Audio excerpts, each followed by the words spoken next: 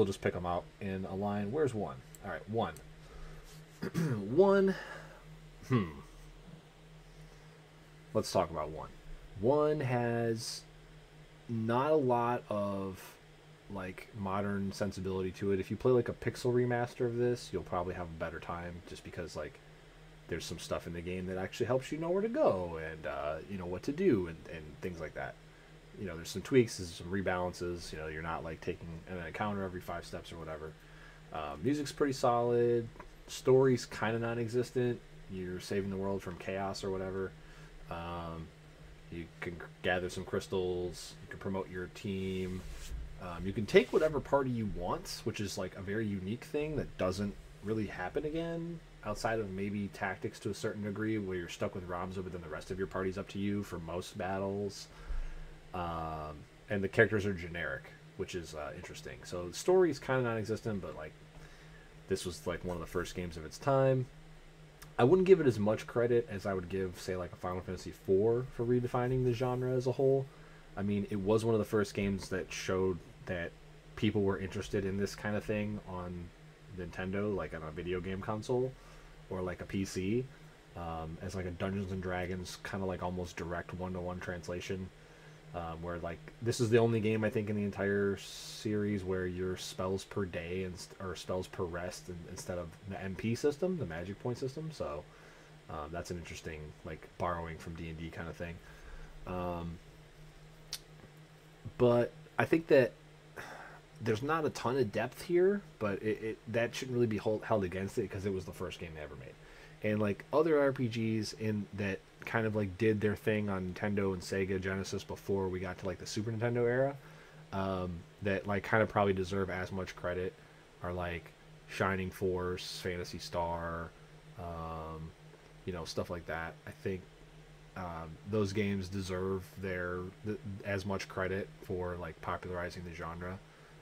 So I think this is pretty fair.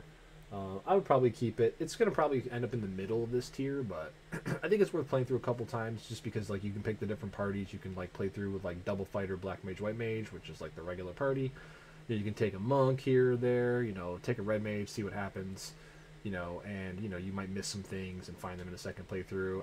I just don't think this is the one that this is not a game where you're gonna go back and play this like, oh, I got to play Final Fantasy 1 this year because that game's amazing, and I haven't played through it. You know, I haven't spent 80 hours of my time this year on it.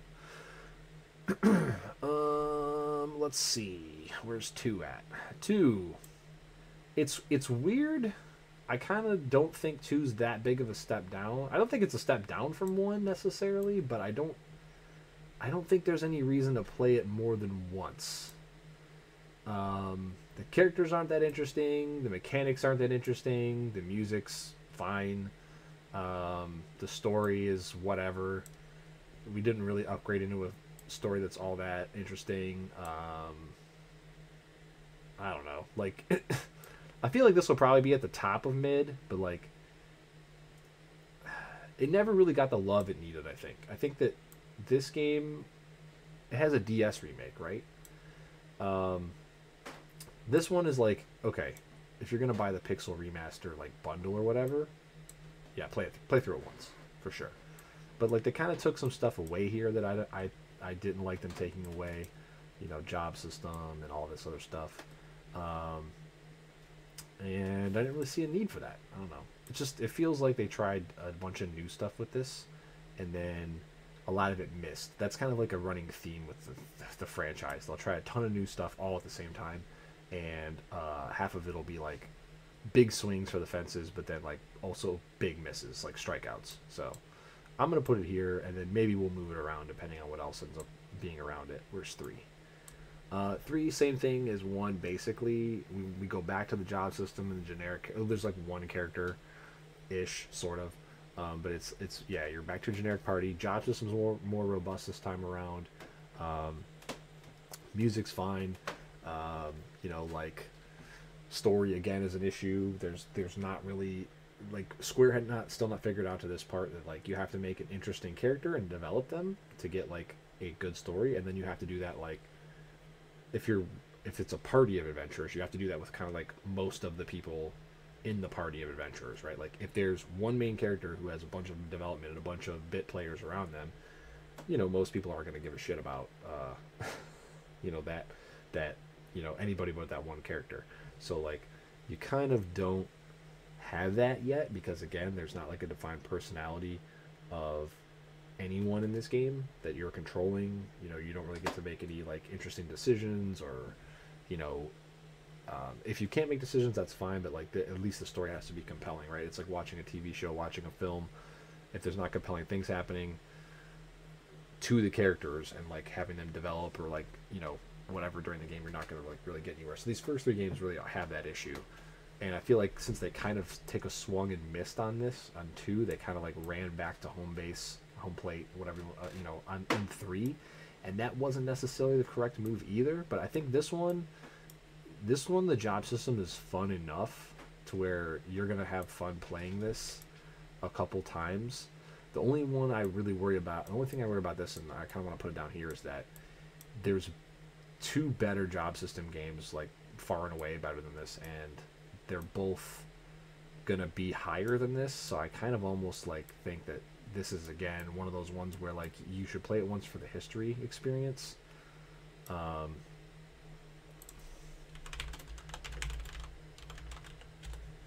But like you probably don't want to spend a ton of time replaying this because you're going to be replaying 5 in Tactics instead of this, where there's much better characters and there's a way more robust story, especially in Tactics. So I think I'm probably going to put it like down here. Maybe we'll move these around. We'll move these around maybe as we go forward here. All right. Where is 4? 4. It has a case for the best. Some of the best music, some of the best story elements. Like every character is kind of locked into a role, so we kind of lose the job system here, which is unfortunate, but it's okay because the characters are different enough that you don't mind too much. The problem is that with this, so like 4, if I'm going to take 4 and I'm going to analyze it, I probably should just tell you what like it loses points for. So 4 is, unfortunately, it's on rails for a little too long. So if 4 is like a 9.9 out of 10, here's why it loses a 0.1%. It's on the game's on rails a little bit too long. It doesn't give you freedom as soon as it probably should, because it has to tell you this whole prequel story of like Cecil becoming a paladin, right, from being a Dark Knight or whatever. It is a very good like prologue, if you will. It's pretty good. It's like Midgar in Final Fantasy VII. It's a long section before you get to really play the game. I'll talk about this when we get to Final Fantasy VII as well.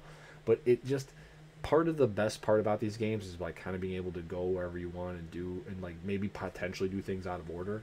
And that's something that Square struggles with a lot when they develop these games. Like they seem to like, some games they'll give you like ridiculous amounts of freedom, and then other games they'll just lock you in. You'll be completely on rails, and it's an interesting, like, from team to team, whoever develops like, it's interesting to see the decisions that they make.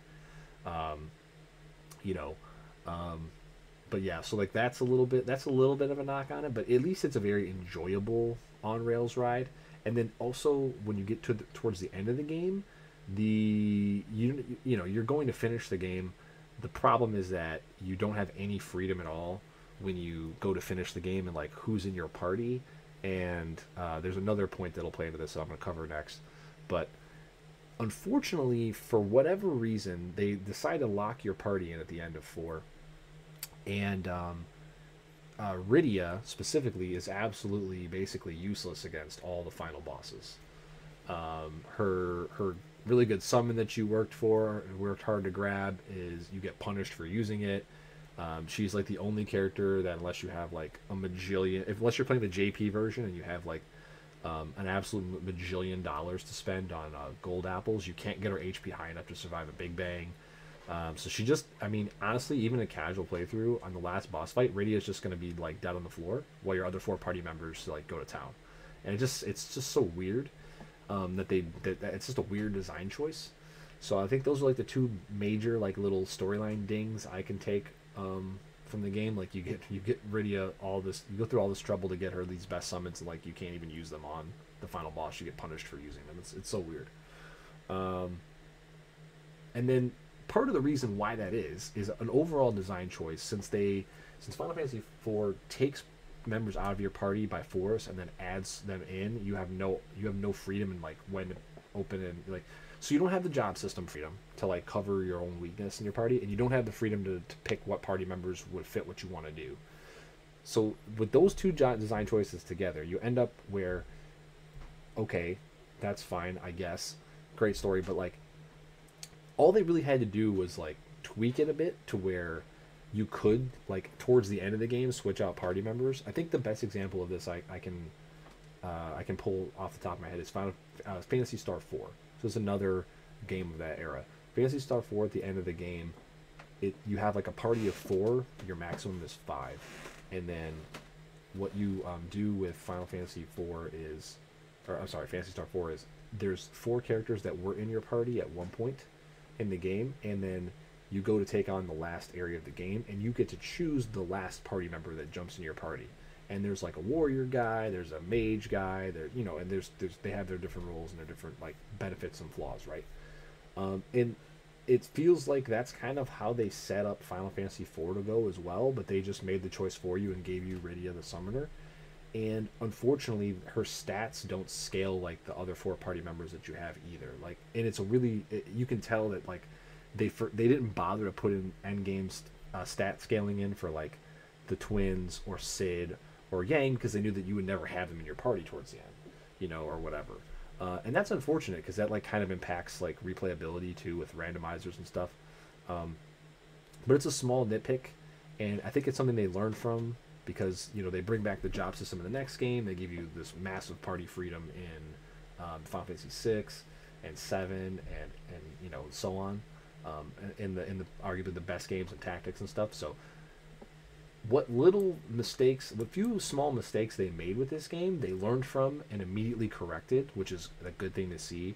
And it doesn't take away as much from this game as like you would think.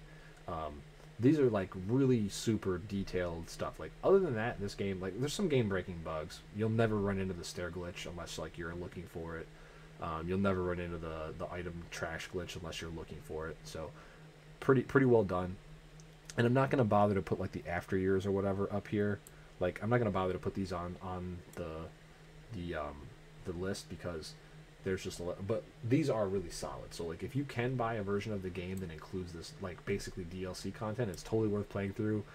It elaborates on the story. It's very good, and I think that it only makes the game a stronger argument to stay higher in the top tier.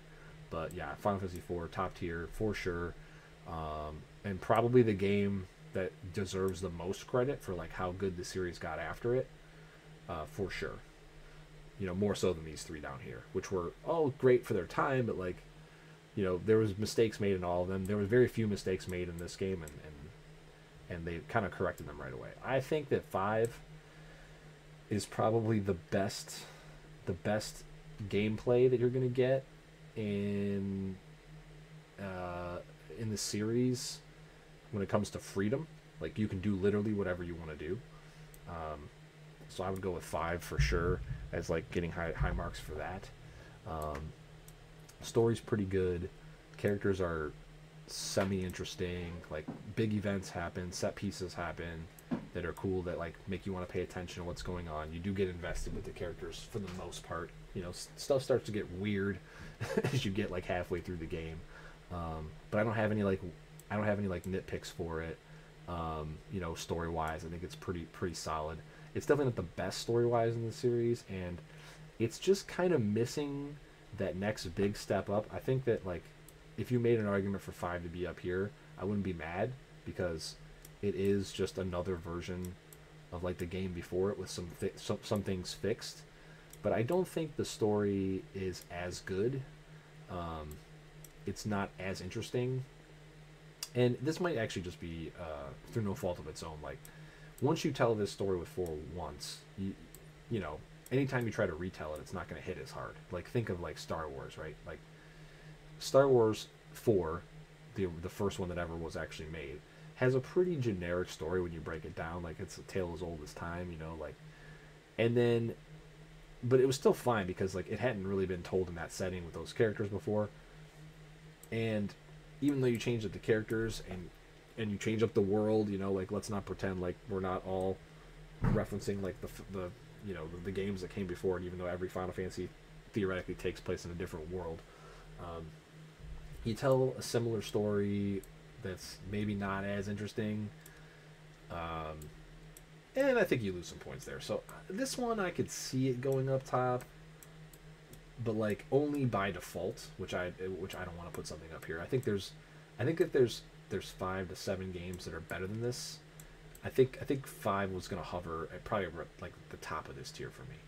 I think at its time though, it definitely has an argument. I think it hasn't aged particularly well, but the job system in this game is just so free. Like you can do whatever. Like if you're willing to grind the job EXP, you can do whatever you want. And I think you can see a lot of examples of that if you watch like Job Fiesta challenge mode and like you see stuff like that. You definitely get a ton of this. Plus, like you get Bursk out of this. These 2 games have Bursk, man. Bursk memes for life. Berserk somebody up and smash them, which is a much less effective tool as we go forward. But like, yeah, I think you could put this one in either place, and I think you wouldn't. I think nobody would be wrong here. But I think this is definitely going to be at the bottom of this tier of masterpiece, and probably near the top of this tier of great. And I think that I don't want 8 games up here and like 3 games in here. And I think that if we had to move one down, this is what we would move down. One of the first ones we move down. All right, where's 6 at? 6 is like 6 is probably the best game they've ever made.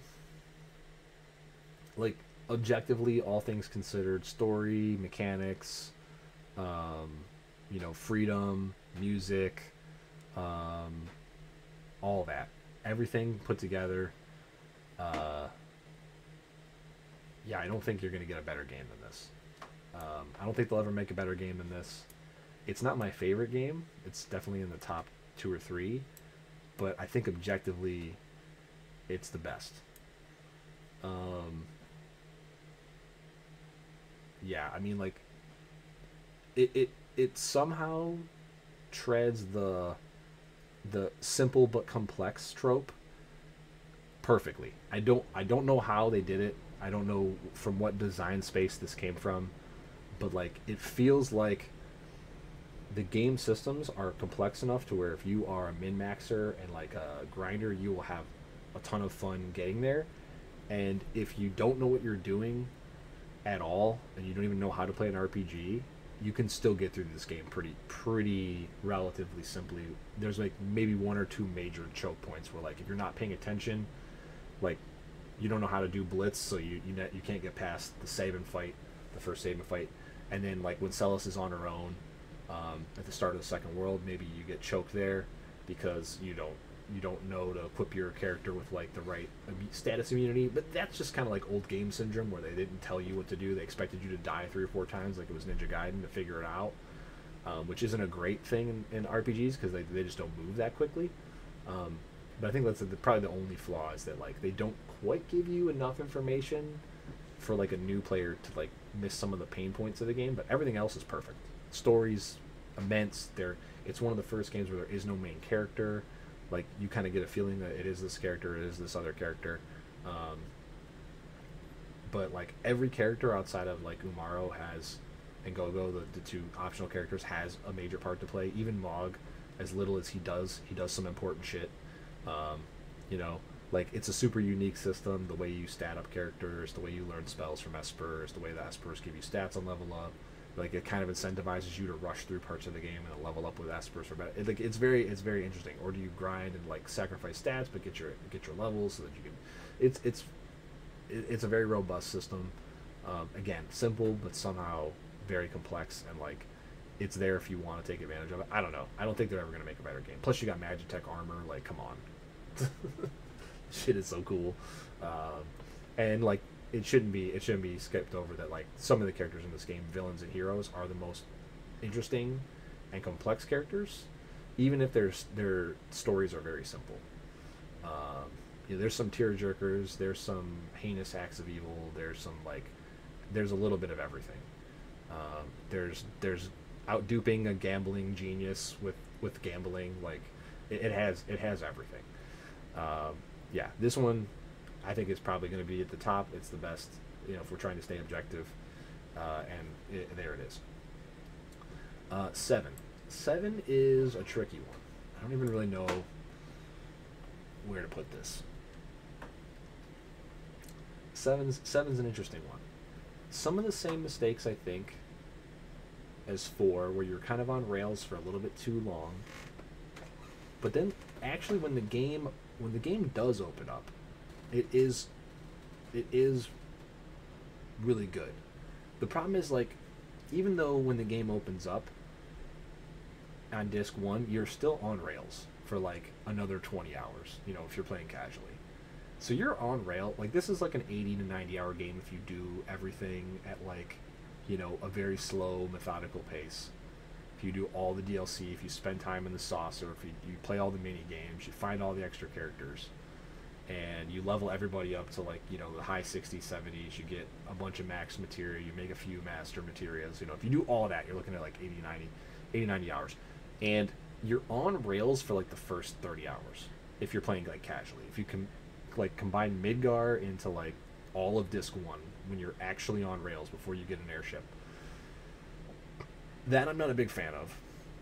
And as I've gotten older, I've kind of fell out of love with that part of the game a lot more than I did when I was younger.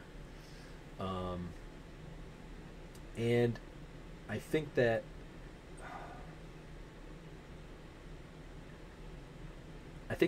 it is still, though, deserving of talking about it being in top tier, because there's just so much other stuff that just like lifts it up. A lot of it's context based, though. Like, once you understand the Crisis Core story, the mainline story hits a little bit harder.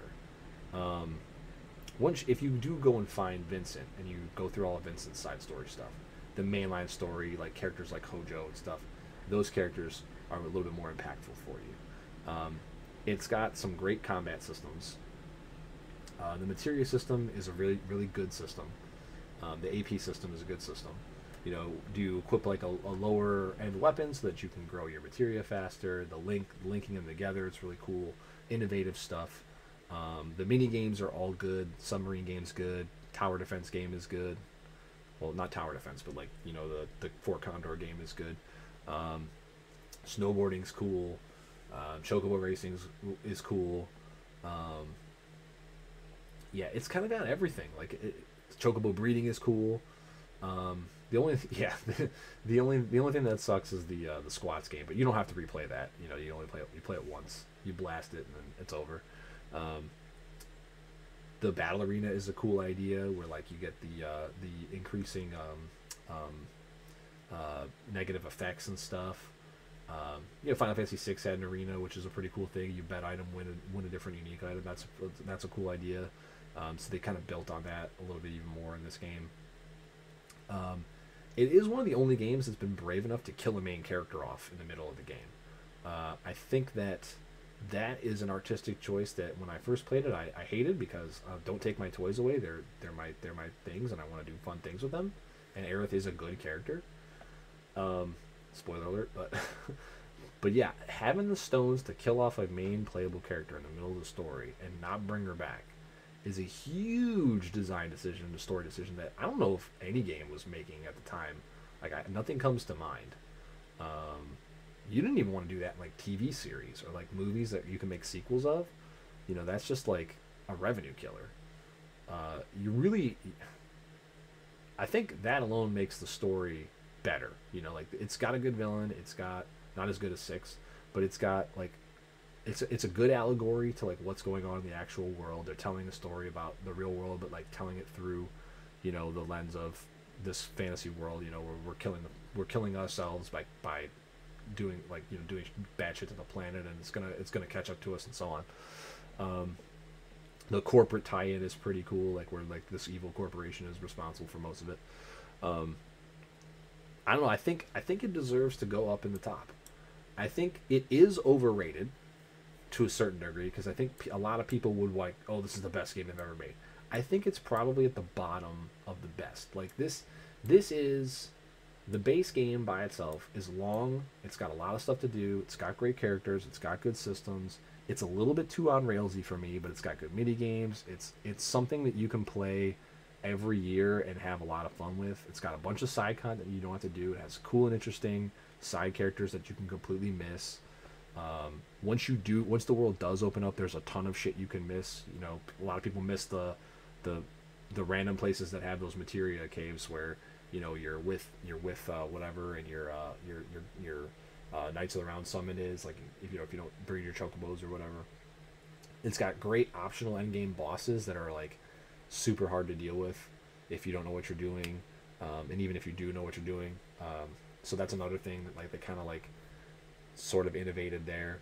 I don't think Final Fantasy VI has anything like that. Like that's not a pushover if you over level.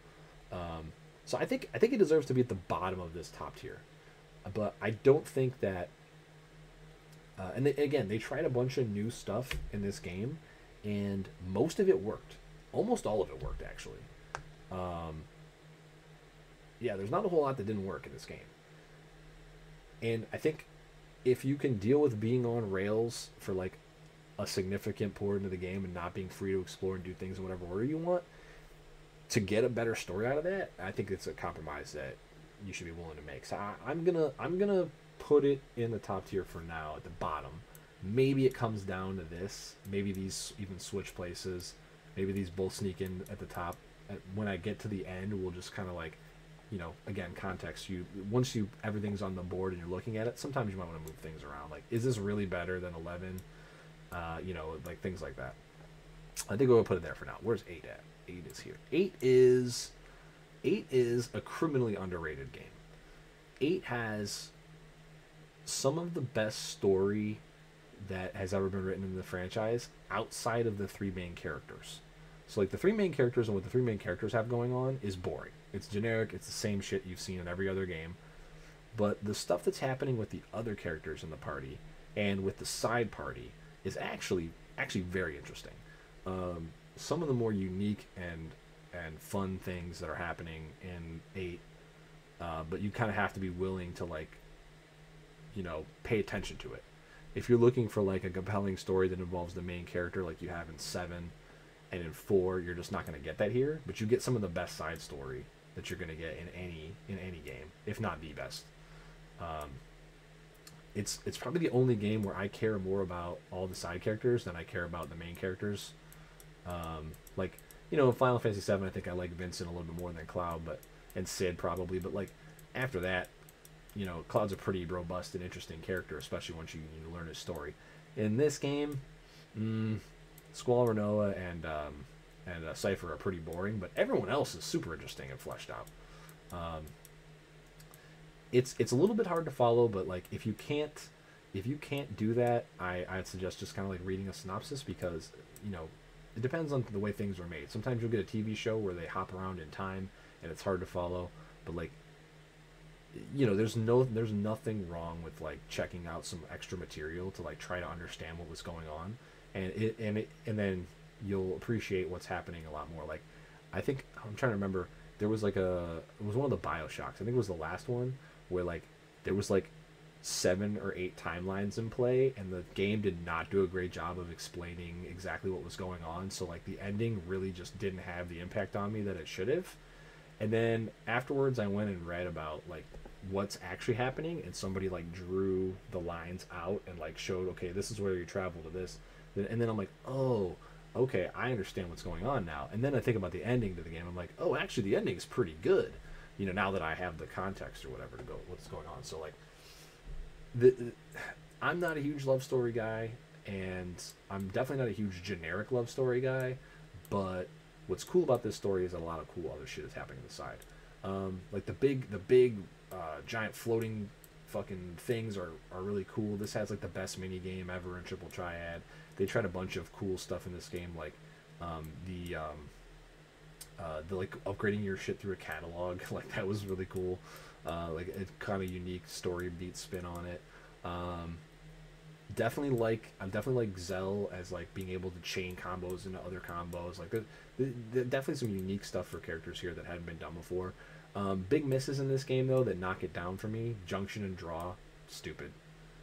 The GF system again, it's like where they tried a bunch of new stuff and those are the misses, right? But this is definitely a game you should play through 3 or 4 times to like make sure you find everything, make sure you do everything.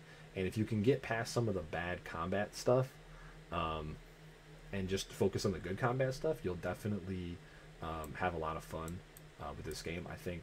And again, if the story's a little bit like, what the fuck is going on, just check out some articles, read some explanations. It'll definitely like bring that. I think it'll help you out a bit with this storyline. Now, this is probably going to be the most controversial thing I say in the entire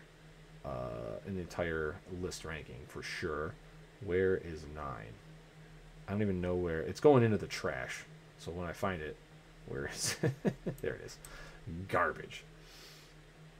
Yeah, the enemies in 8 are like beautiful. Like this game is truly gorgeous, especially if you play on PC. You know, these days with a higher frame rate, like the art style of 8 is so much better than the games that came after it, 9 and 10, in my opinion.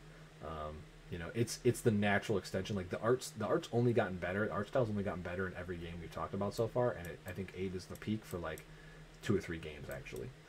But yeah, 9 straight into the bin. This game is massively overrated. This is Final Fantasy for 7-year-old children, is what this is. I'm sorry, but it's just the way it is. The music's actually pretty good. I like some of the game systems. I like learning the skills off of the weapons. That's interesting. None of these characters in your party, I think there's 8 of them, are interesting in any way. Freya's sort of got something going on with her, like, shit with her village and all that. That's sort of compelling.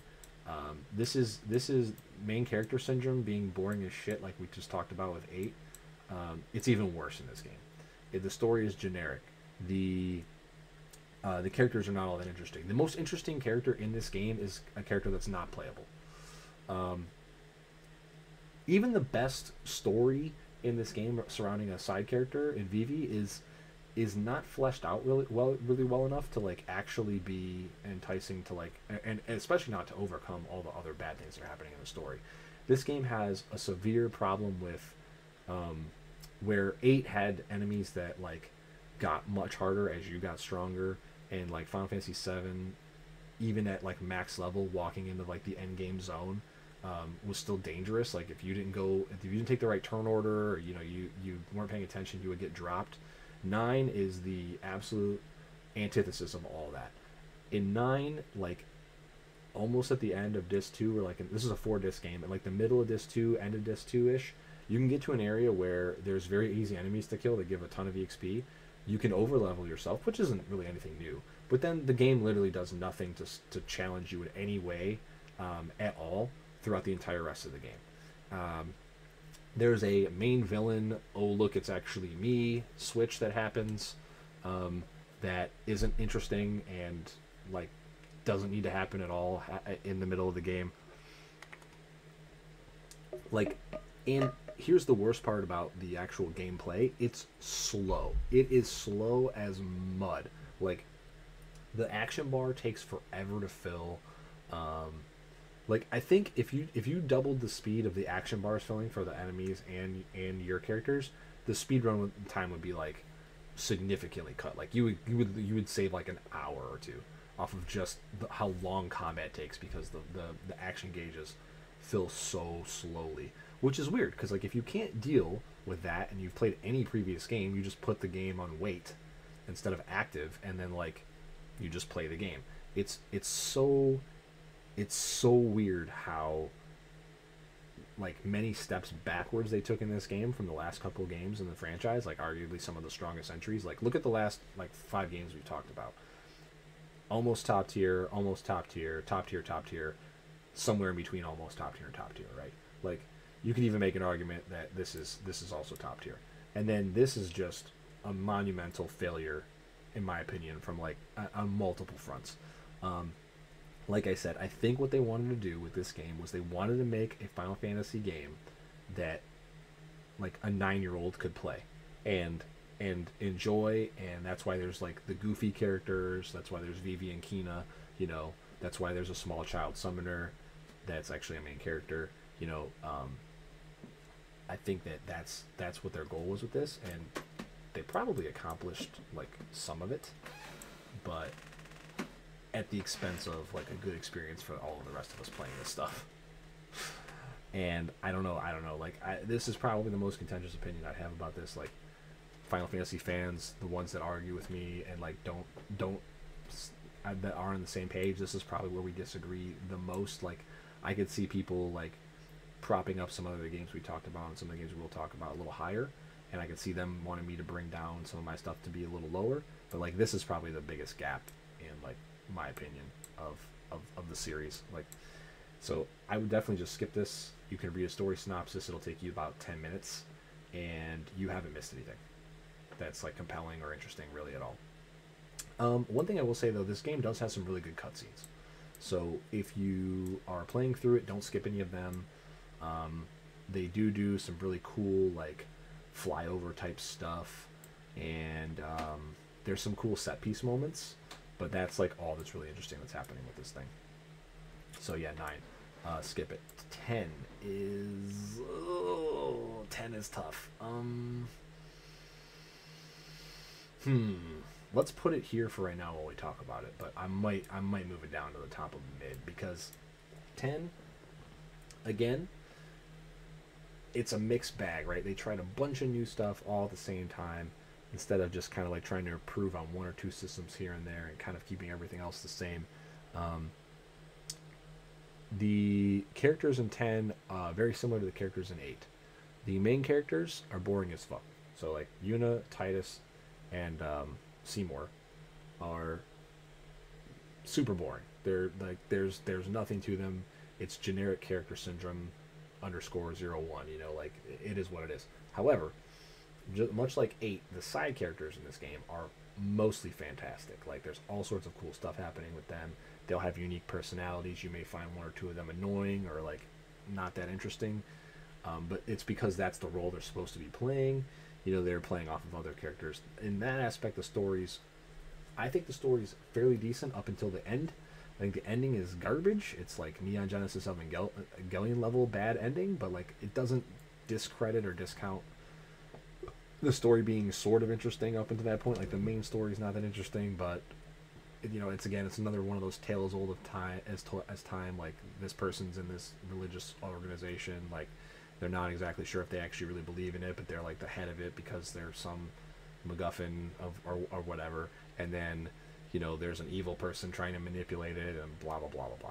And then there's a love story like entangled with that, right? But a lot of the stuff happening on the side is still pretty good. The sphere grid system is pretty cool. It is very intricate, and you can completely ignore it, and it really doesn't hurt your gameplay through all that much. Or you can actually learn how to manipulate it and like rework it all, and it absolutely makes you into absolutely LOL gods, like, that can't die and like can kill everything before it takes a turn. So like, you really have a lot of freedom in that aspect. This is like, you can craft your own weapons like that are semi-unique in this game. You can each character has like a legendary weapon, but you can also go and find like a generic weapon that has all empty like ability slots, and then you can grind your ass off, and you can get materials to actually like put whatever 4 abilities in those slots that you want. And that actually opens up a bunch of stuff. Armor as well. That opens up a bunch of like tactics and stuff like that you can literally become so overpowered. And I don't think it's fine. I think it's fine to be overpowered at the very end of the game, but like, if you can get to overpowered in the middle without like any effort, that's bad. You know, and a lot of the best shit in 10, the only way to get it grinded up is to basically get all the way to the end, and then, you know, you have to spend a ton of time to do it, grinding, which I think is fair, because the power level increase is insane. But like, yeah, this has good mini games as well. Blitzball, I think, is overrated as a mini game in and of itself, but like, running around the world to like recruit players to play on your team, being like the manager, is amazing. Like, that's like one of the better games, and like, each different players have different strengths and weaknesses and stuff like that. The game itself is actually not as much fun as, like, say, you know, some of the mini games you had in previous games, but the recruitment I think is actually pretty compelling. Um, so yeah, I think I'll leave this in solid. We might move it down. Depends on how many games get in here. Once I see some more games around it, I might move it down. But I think that it does just enough to where, and the sphere grid's so robust that if you like ignore it on your first playthrough, you can come back and have a lot of fun messing with it the second time around. If you just like don't make your own weapons and armor, you can have a lot of fun doing that. Um, there's some optional mega bosses that are fun in this game as well, that aren't pushovers or anything. Um, yeah, I think solid's probably here. Whether it's better than one, it gives you a lot of freedom, but not in the same way. I don't know.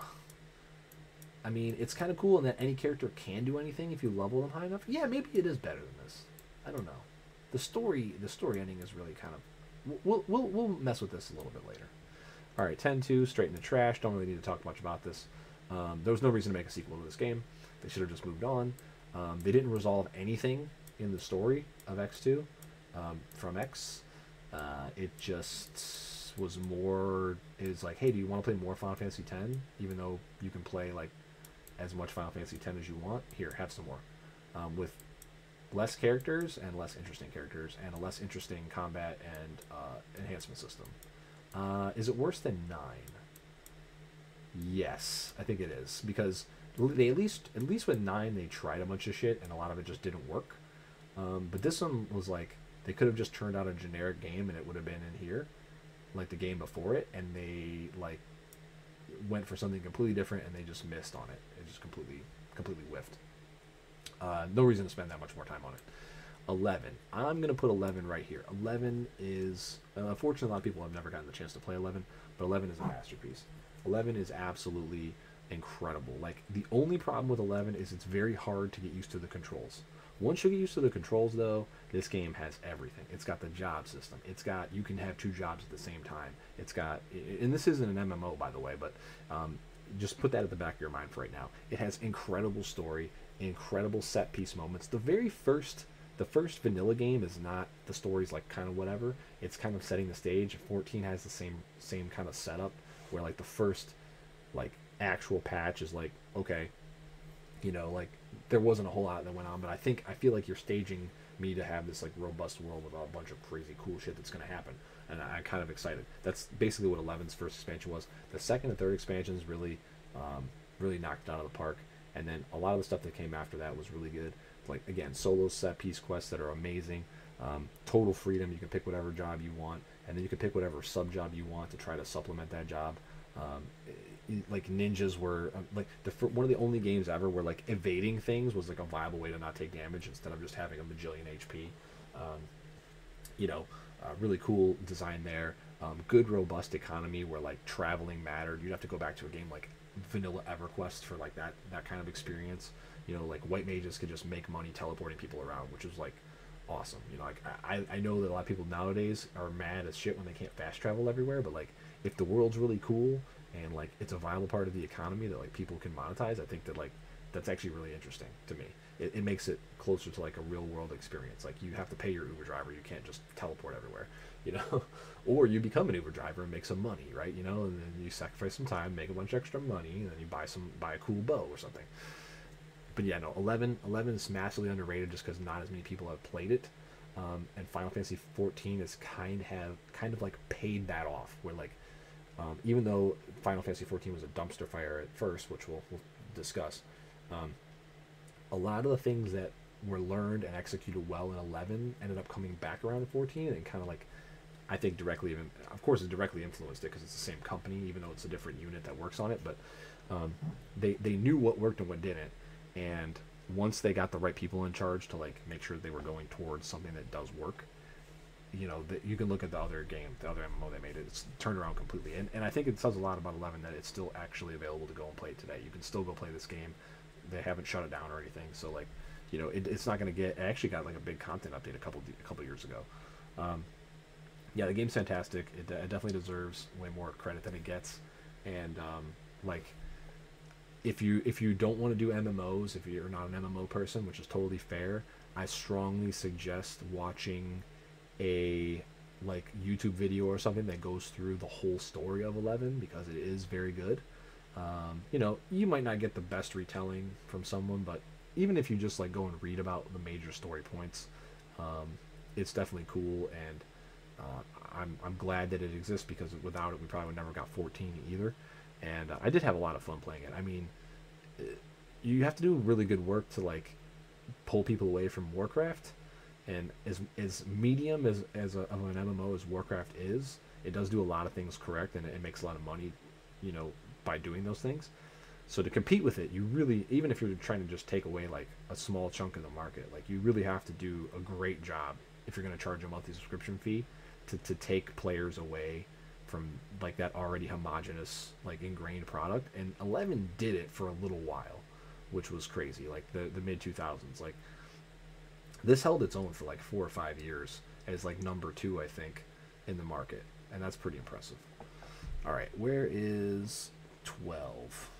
This is a 13 that's mislabeled. Here's 12. 12. Ugh. This one's tough because it's in Evilise, which is like my jam because of a game we'll talk about at the end. But not a lot happens in Final Fantasy 12. Like again, we're back to main character syndrome. Like they're generic. There's not a whole lot going on. Music's really good in this game, as it is in all Final Fantasy games. I do like Balthier. I like Fran. I just wish they like had something to do besides be the reason you have an airship. Uh, they don't do a ton of much outside of that, and that's unfortunate because they're actually the two most compelling characters. 12's a little bit trickier to talk about as well because when they remade this, they actually changed the system of how like your characters got stronger by it was not a subtle tweak, it was a complete rework. So if you go and play the remastered version of 12 right now, you're going to get a couple things that make the experience way better. You're going to get a 4 times speed button, so when you're like running through these open areas, and you're going to be able to do that much quicker than you did before, which was a huge time sink. That was a big problem in the original release. And you're going to get the completely reworked system to skill your characters up. And I did enjoy the system that they put in to skill your characters up. I think is a massive improvement, and actually it enabled me to basically finish the game because like without that I actually never finished the game. I was just so turned off by all the new shit that they tried. The main thing they screwed with the most in 12 that they didn't really screw with in 11 because it was an MMO. That's obviously going to be an action, like not turn-based game. There'll be timers in the game. There'll be cooldowns and so on. But 12 has those things, but it's also a live movement game. So you have 8-way movement with the control stick. You're not sitting in place in a battle.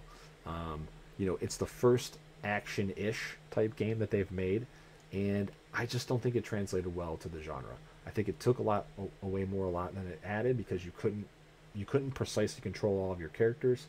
I think if you're gonna sign up for that kind of experience, an MMO is probably the best way to play that. It does have a way to like soft program your character's AI, like do this when somebody's under 50% health, or do that or whatever, and that actually does alleviate a lot of those problems. But it's a lot more menu diving that a lot of other people don't want to do. Menu diving through your like magic and your skills and like your equipment to try to figure out like the best combination of stuff is fairly compelling. Sometimes it's a little daunting, but when you have to do that and then or replace it with like I now am a programmer that has to program my character's AI. Sometimes that's fun, but I think that's a much smaller market of people, and I'm kind of in that broader market of like, let me just control the character. If I make the game turn-based, make my character stand in place when I get in a battle, and then I'll just control them. And then if there's a dodge button, there's a dodge button. That's fine, but like, running around in circles trying to stay close while my other characters. I mean, there's other games that do this as well, like Tales. All the Tales franchises have this. Like there's dynamic movement in combat. But again, those games have the same problem where like you really can't control all the characters, so you end up controlling one character and having to program your other characters. And I'm just, as much as I enjoy some of those games, I really don't like that aspect of them, and I think that's what kind of takes it away from me the most with 12. I think if 12 had like a turn-based system, even with the mediocre story, I could probably put it up here. But well, maybe it does deserve to be at the bottom of solid. I think the remaster adds a ton to it. The things you can do with your characters and the interesting shit you can pull off um, does add enough to maybe it's worth more than one playthrough. Maybe I'll play through it again, but like I don't know. The farther in the game I got, the more I was very upset about my computer controlled party members, and the more I had to upgrade their chains of like logic, the less interested I was in playing the actual game. Um, so that's a huge like hurdle for me to get over personally. Um, but if that's something you're cool with, then it probably is worth a couple playthroughs. Again, remastered edition only, just because they fixed so much, and a lot of the running across the map that you have to do from back and forth is just so much faster, and you can speed up combat, and it's kind of like mobile gamey almost, where like you can do like a ×4 speed. But it's weird. It's weird. Um, Again, they just tried so much new shit all at the same time in this game, and I think probably 50% of it hit and 50% of it missed. If we're talking about the remastered edition, so we'll leave this here for now, but it's probably gonna scoot down. I don't know. We'll take a look again at the end. 13. Where's 13? Skip the shit out of 13. My God. Oh, I'm not even gonna put the other expansions up here. Just think of this as all three games. I have the same thing to say about all three games. We've talked about these other games where like 12, 8, 10, generic main characters, interesting side characters. 13? Nope. 13 has no character that's not just a generic sprite with a generic voice saying generic dialogue, making bad decisions every time they can make a bad decision to make things worse. And then you couple in the story where it's just kind of a retelling of like 3 or 4 prior games all at the same time. And then every character is not unique in combat. They are just, we have the job system back effectively in this game, but you can't decide how the job develops. You just assign the healer role to this character, or assign the tank role to this character, and you can switch those. So it's kind of interesting in that you can use whatever party members you want, and then like you won't be longing for like a specific role, but then none of them do any of it uniquely. They do it the exact same way for every, like, why is the giant dude with the axe tanking the same way as like the main character with the sword who's like 5 feet tall? um, I know it's fantasy, I know it's whatever, but like even if the character that's 5 feet tall tanks the best, give me like she's like the fastest, her name is Lightning, that's why and then like this guy tanks by taking the damage. We don't even have that here. This is just generic. I think this was a new generation of console.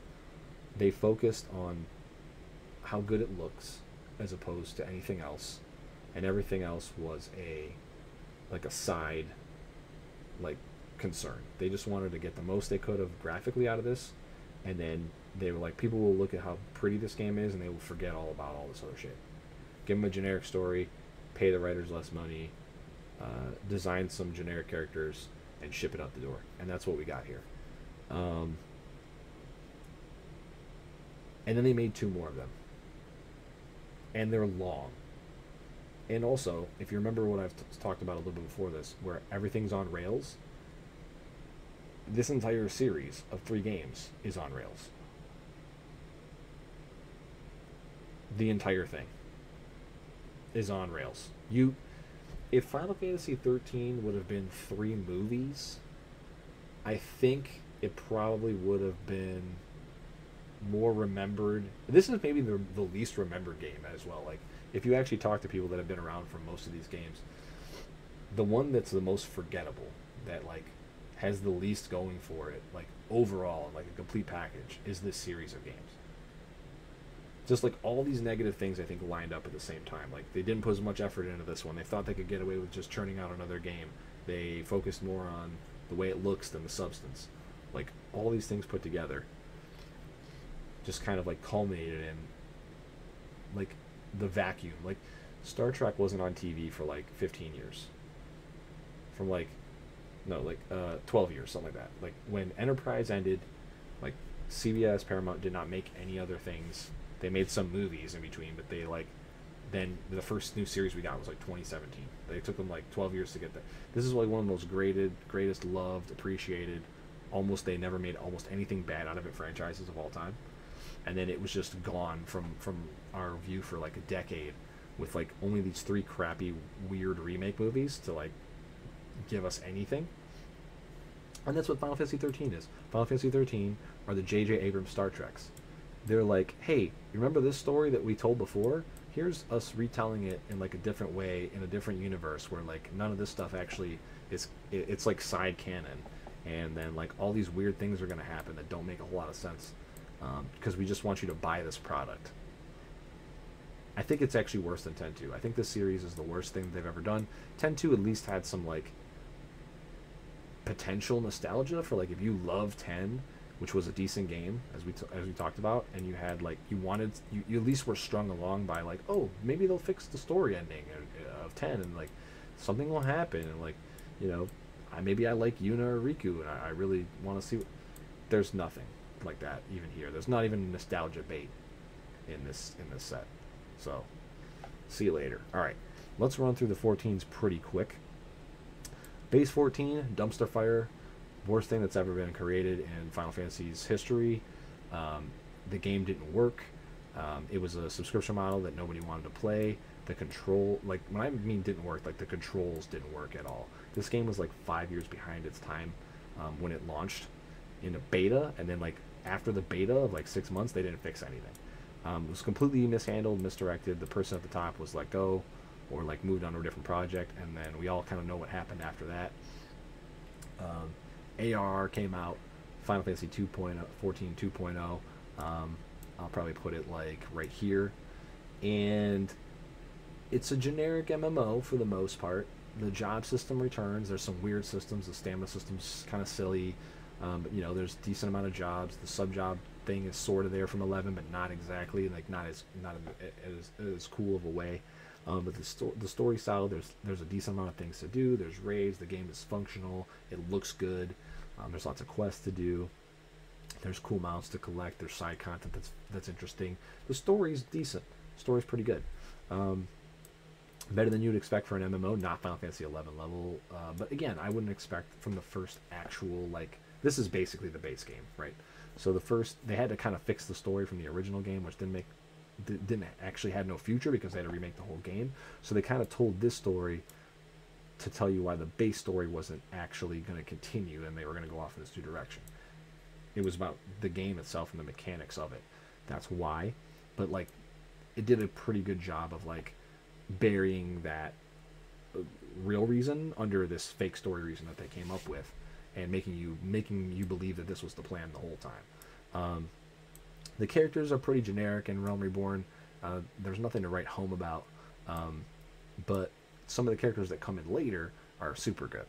And where's Heavensward? Heavensward was an amazingly good follow-up. They didn't quite get rid of some of the weirder systems, but the story in Heavensward is way better. They added some really good jobs. Tons of side content to do.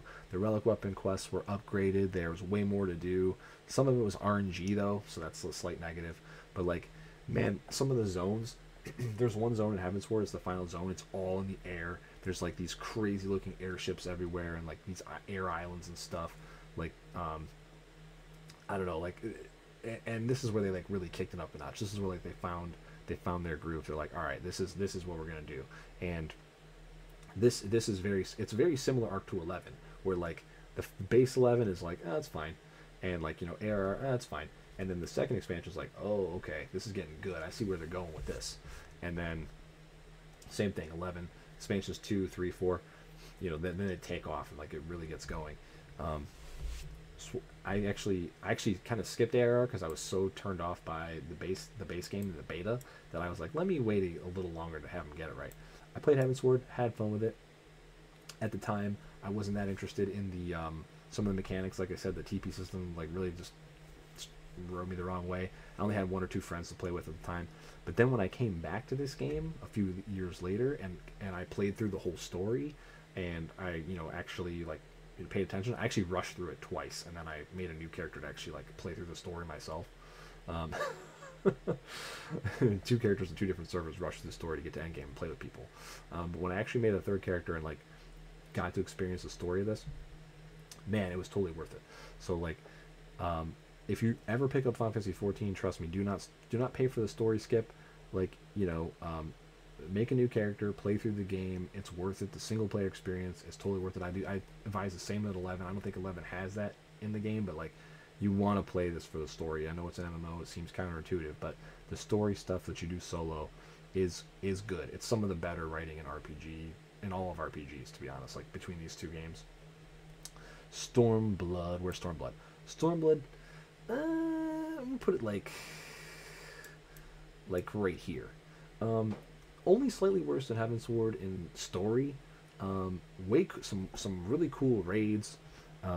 Great new jobs added to the game. Really cool new zones. Some of them are a little empty and definitely not as like wild as Heavensward, but they were like again finding their stride here. They fixed some of the mechanical stuff. They got rid of some of the sillier mechanics. I almost came back for this when I found out the Final Fantasy Tactics raids were in it. But again, I was kind of like still like flirting with some other MMOs, and I didn't really want to fully commit at this point to it. But towards the end of Stormblood, I kind of was like, all right, you know what? The new expansion after this one's looking pretty good, and I've got some more time at home now to play this. So I'm going to start jumping, and I kind of jumped in towards the end, leveled my character all the way back up. And then I started diving into the raids in this, and I had a blast. Had an absolute blast playing Stormblood. I know a lot of people don't love it, but especially because the end game zone that they put in was kind of like it wasn't executed very well. But I think it was like a really again, it was one of those really unique, cool ideas that you could try, and they didn't really like know how to quite perfect it, and they actually came around, learned from that, and then in the next expansion they put it in the correct way. And so it was one of those stepping stones where it was like, all right, make the mistake, wasn't executed well, players didn't really love it, but like let's bring it back with a lot of their feedback into and put it in the game, and then have a really good time. So like Shadowbringers, again, like I mentioned, just took a lot of the stuff from Stormblood, made it better, added a bunch of, again, cool jobs. We got Gunbreaker and Dancer and shit in this expansion. It was really good. Good story, interesting stuff. This was kind of like, this should have been probably the conclusion of the main story. It technically isn't. The expansion, the other expansion, is technically the conclusion. Interesting quests, bunch of cool stuff. There's a near raid crossover in this. They added in the weapons. All Final Fantasy 14 has ridiculously incredible music. I'd have to think about that. I got clad armor, the red jewel ones for it. I don't remember. I'm bad with the names of the characters for sure, because I speed run the game twice, and then I played through the story a third time. But yeah, like the hype around Final Fantasy 14's main story, I think, is slightly overhyped. It's very good. It's not like 10 out of 10 good. I think it's like 8 out of 10, 9 out of 10 good. At least through Shadowbringers anyway. Endwalker,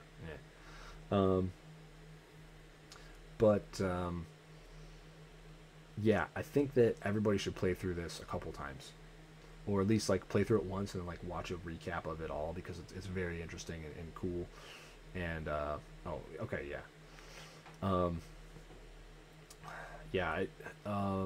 but Shadowbringers was good. They really perfected the end game. It gave people a reason to stay subscribed and keep playing and like upgrade their characters' weapons, and had really good raids, and like I think a pretty decent balance at the top end of the game as well. Just all around good stuff. Story maybe a little bit not as cool as Heavensward, but like we're kind of splitting hairs here.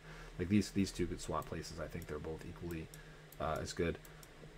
At the time, Heavensward was a little bit harder to play. Again, like I said, they hadn't changed the game mechanics, but the beautiful thing now is you can go in and play this game with the mechanics the way they are, reworked, and you'll have probably more fun than I had playing this, now than you would have when you played it originally. You can't say that about a lot of stuff.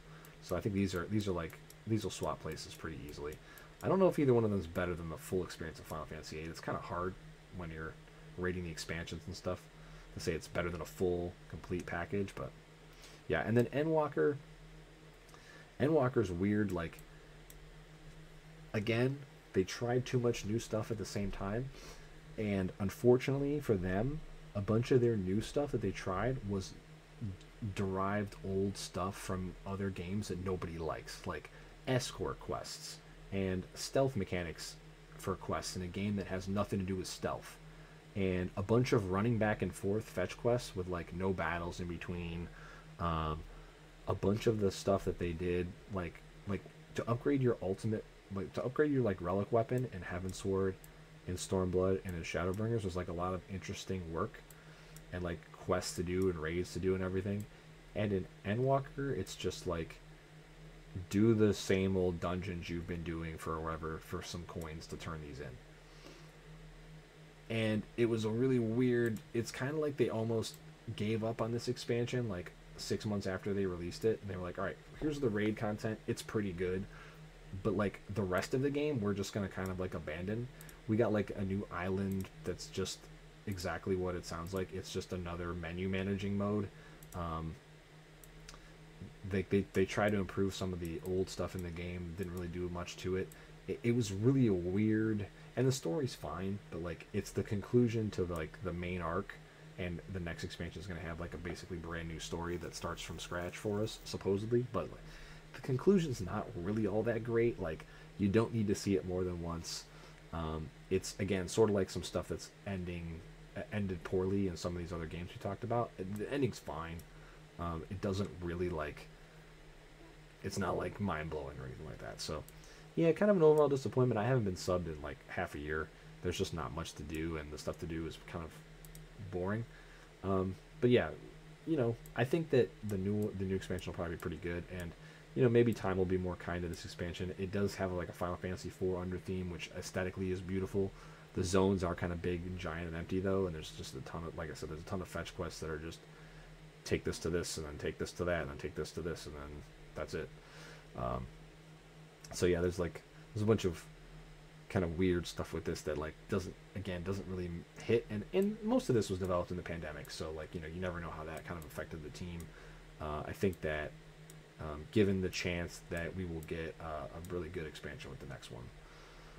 15 is an interesting one. 15 has this weird, okay, so let's talk about things in sort of reverse order. 15, again, trying way too much new stuff all in one game. Generic character syndrome, check. Big giant open world with nothing in it, okay, got that. And there's really not much, and then like Devil May Cry action combat, we're back to Final Fantasy 13, where like we're zipping all over the map, generating weapons out of thin air and doing all that shit. So we're like taking another step further in that direction. Not in love with it. However, the story of 15 is actually pretty decent. The problem is that you can't play the game and get the whole story. You have to buy the King something edition of 15 that has everything in it. You have the game. You have DLC that is not directly attached to the game. You have a comic book, and you have a film, like a full feature-length film. And you have to do all of these things in the correct order. Okay. And it's not as simple as read the comic book, play the game, then the DLC, then watch the movie. There's a correct order in which to do these things, and I couldn't tell you what the correct order is because I don't know what the correct order is. I did know what the correct order was after I finished the game a year later, I think, because then somebody made like a video bringing up the same point I'm making now. I mean, I think actually like several people have brought this point up, and nobody can figure out why Square Enix decided to do this. I guess it was some kind of multimedia strategy, and it just like kind of didn't work. But it took like a story that seemed generic, but like sort of was could potentially be interesting, and kind of like broke it up into weird like we couldn't consume it all. I don't know why they decided to do that. It seems weird, but if you do it all in the right order, and I know I read a full synopsis in detail of the story, because I didn't have all the pieces. I never had the movie, and I still haven't seen the movie. I haven't read the comic book, but I read a synopsis of what's in them, and I was like, oh, this would have been really good to know when I was playing the game. And this one was tougher to play because this one was only on PS, what was it, 4 for like a long time. So like I had to play this in my buddy's house, and like the other ones I got on PC. And by the time this came out on PC with like the full whatever edition, I think it was like a year and a half after I think it came out on PC like a year later, almost. And then I was like, I'm not gonna buy it. I didn't have a great time playing it. It was fairly quick. It was again it's one of those games where like you can get overpowered pretty quickly, and then like you're just kind of mashing on the same buttons over and over for the entire game. There's not much really to it. It's they think you're going to be wowed by the ability to like run for 5 hours in one direction and pick up like a mission, and then kill like 5 mobs, and then like drive your car back across the world and turn it in. Like it's a bad MMO with no like character or life in the world, and the dialogue's mediocre. Like none of the main characters are all that interesting. Like one's kind of interesting, but the rest are like not interesting at all. Until like they're all side characters. Like the main character, like Noctis kind of gets interesting when the story starts to pick up, but like it's really more about like what's her name, the princess, and like her kingdom, and like all the politics and shit like of all that happens. That's like the most interesting stuff. But yeah, like it's a tough one. I think it's worth a playthrough. I think it's definitely, if you buy like the full edition that has all the stuff in it, definitely read like an article by somebody or watch some videos reviewing it that like explain what order to do shit in, and then do that shit in the order. I think it's worth experiencing for that, because even when you package it all together, it's not super long. Like it's probably shorter than like doing everything casually in like one of the old Final Fantasies. Like it's definitely not 100 hour. It's definitely not a 100-hour project to do everything. It's probably like a 60-ish if you do everything in the video game, without like grinding your face into the ground. And yeah, I think that's pretty. It's worth a playthrough, but I don't even know if it's better than like these classic games because of how much work you have to do to get through it. Like these other games, you can just like have a good time. There's not them having like basically zero story is actually not a big deal, because like the main reason to play 15 is the overarching story. So it's like, I guess these three, it kind of depends on what you're more interested in. Would I rather have mindless gameplay that's pretty decent, or would I rather have a story and like a bunch of grindy gameplay that I don't enjoy?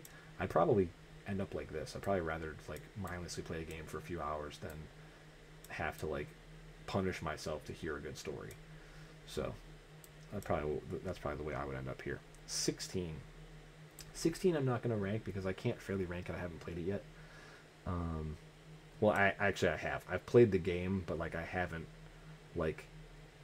played the game while paying attention, because you don't have to pay attention while playing 16. I didn't want to buy it, so like I did like a borrowed a friend's copy kind of thing when I finally got my PS5.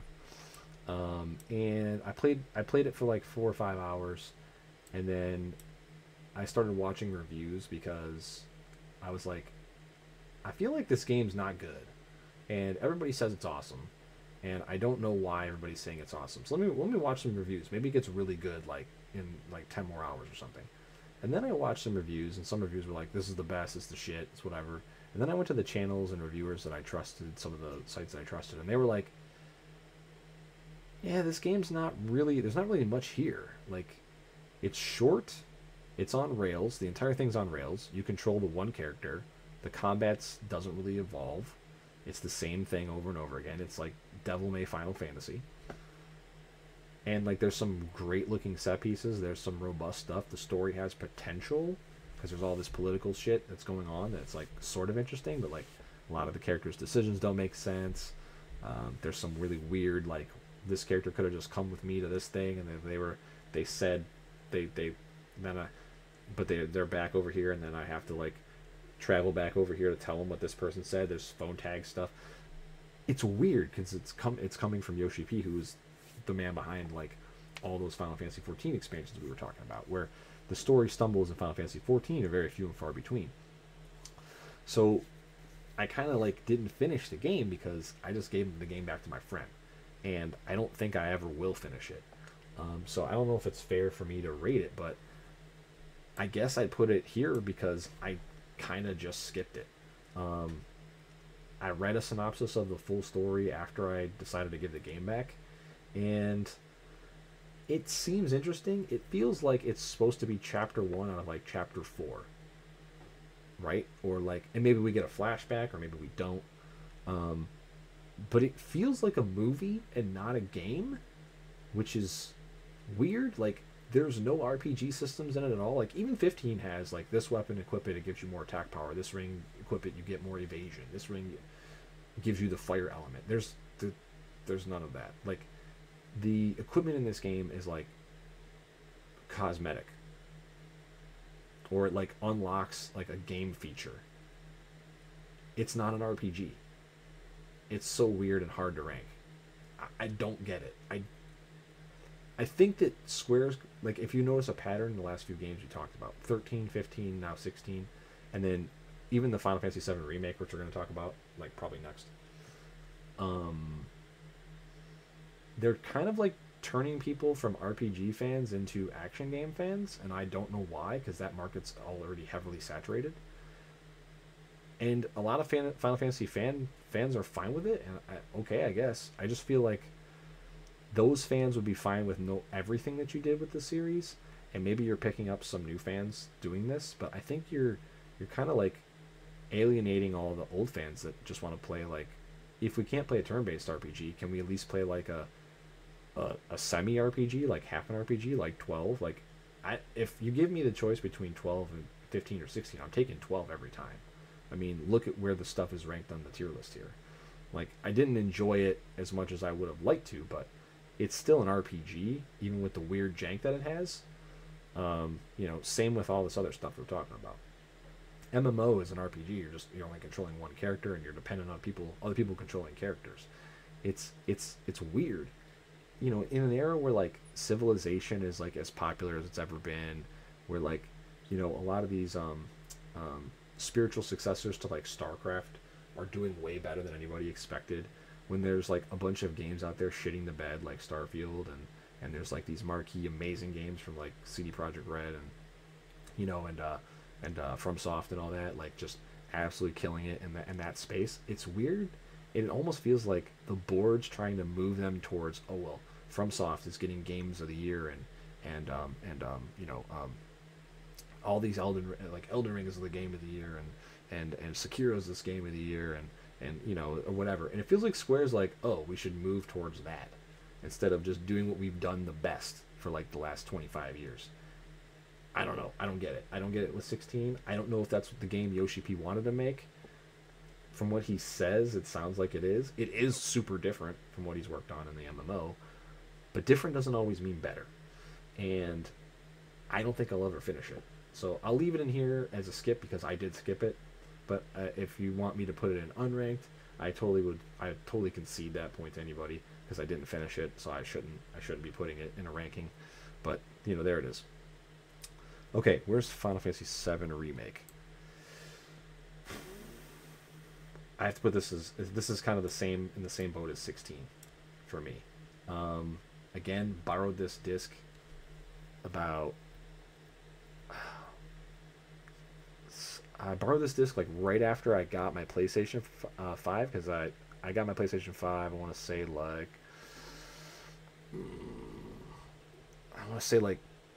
in July, or so a few months ago. Recording this in December of 2023, I think I got it about 5 6 months ago. So like one of the first, and FIFA wasn't out, which is the main reason I bought it. Because trying to play FIFA on PC is a fool's errand, and I wanted a Blu-ray player. So I bought the PS5. It was finally retail price. It wasn't getting gouged. So I borrowed the Final Fantasy remake disc because I wanted to see for my own eyes like if it was what I thought it was, and it absolutely is. It's Final Fantasy VII with a bunch of stuff changed, and it's that weird action-y style combat, which I like the old game a lot. You can see where the old game is ranked. I don't see a reason to remake it to change anything but like the visuals. I think you should just make a new game instead of relying on that old game to sell copies of this game. Final Fantasy Remake should have probably been Final Fantasy 16 with like its own story and characters. I think that would have been a better like idea, and then 16 could have been like a Final Fantasy side story game or something. At least then it would make sense. Because when Final Fantasy VII Remake was announced, they promised us that there would be like a turn-based mode where the characters stayed static and there would be an action bar and you could kind of like flip back and forth and play it however you want. About a year after they announced the game and like they sort of kind of promised that, it kind of like they stopped talking about it, and like they kind of said like, yeah, we had to cut some stuff, and that was one of the things we had to cut. And there is a mode in the game where you can like make it to where it pretends to be turn-based, but it's still definitely not turn-based. It's not what they promised, and to be fair, they kind of pulled their promise back before they launched the game, which is why I didn't buy it or try to get a PlayStation 5 to be able to play it, when it was launched. And I honestly don't really have a problem with that, to be honest. I don't enjoy the story changing. I think that if you want to remake a movie, go ahead, but stay faithful to the original. If you want to change the story, then change the name of the film. Have the film have like a similar name, but like make it obvious on the title that it's not, an actual remake. So Final Fantasy VII Remake has the wrong name. It should be Final Fantasy VII Reboot, not remake. A remake would be very close to the original story, if not exactly the same. Updated visuals, updated effects, updated whatever, blah, blah, blah, blah. A reboot is the same characters, same base universe, but from the point in the story where it starts, anything goes from here. We can do something completely different. Marvel's done this in comic books several times. It's called the Ultimates. A bunch of TV shows and films have done this, like either all in or sort of like dipping their toe in the water of it. Just not named correctly. And after playing it for about 3 or 4 hours, I was like, nah. And especially when I knew that the game ended when Midgard ended, and that like they were gonna try to make another like 4 or 5 of these to sell you back the whole experience, but like with a different. I just couldn't wrap my head around it. I think you should skip it. But like, if you like that actiony style and you don't mind, I would go back and play Final Fantasy VII to its fullest first. I would never play this first, because I think it's important to see what's being changed and like what, and all that.